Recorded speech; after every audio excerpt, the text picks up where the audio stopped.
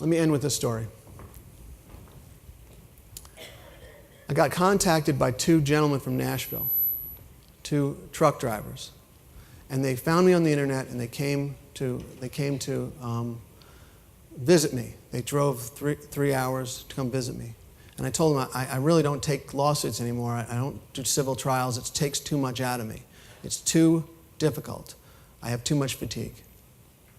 And they said, well, you know, and they listened to this story and they were really being out-resourced. And and I believed in them. I believed their story. They were legal underdogs.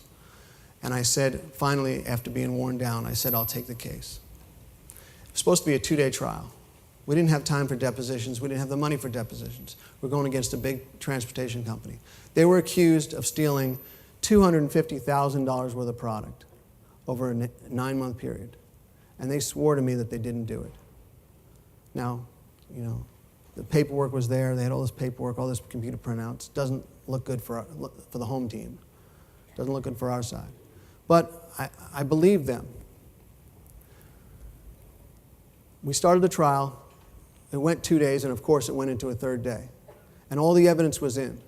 And the judge said, in front of me, my clients, the other side, and their company representative, that they were going to win. Said it out loud in court. You could see my guys deflate. You could see them get all pumped up. And I was just like, oh, my goodness. So we were talking to the judge later that day. And the closing arguments were the next day. And my guys were so upset that they said, I'm going to go back to Nashville and be with my family tonight. Because each of them had 3 children under 10, and they were looking at financial ruin should they lose this case. Lose the house, lose the cars, lose everything.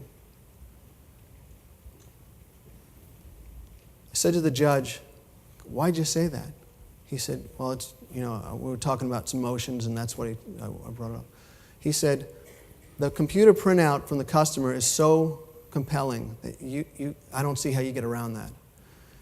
But you know what?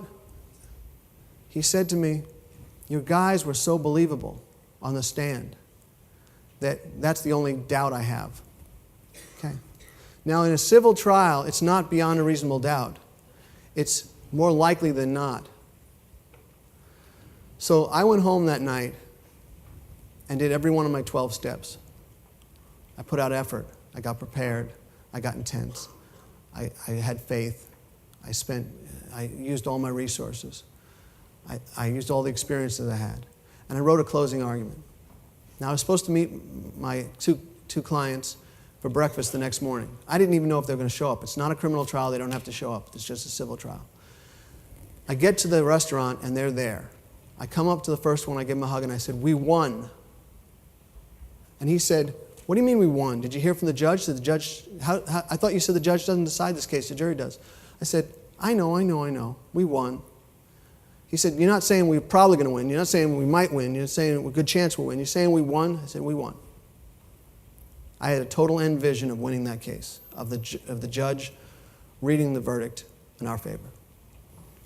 My other guy says to me, well, what's your closing argument? I said, you've got to hear it live like everybody else. I'm not doing it twice. Went into court. I started addressing the jury. I quoted Miracle on 34th Street, Pretty Woman, Jerry Maguire, and my cousin Vinny. I'm not making this up. I have it on videotape.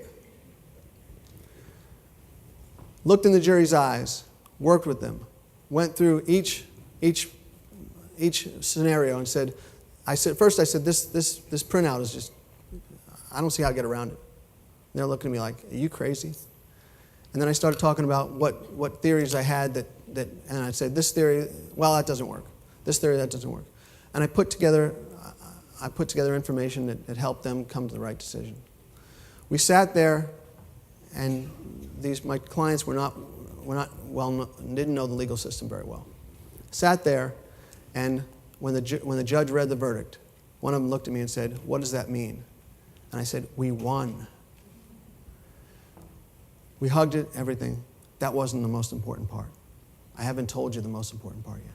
We walked out in the foyer, And they went separately to go call their spouses to tell them they were not financially ruined, that their lives would not be disrupted, that their kids would have a home, that they would have food on their table, and they're not going to be devastated. That's a purpose.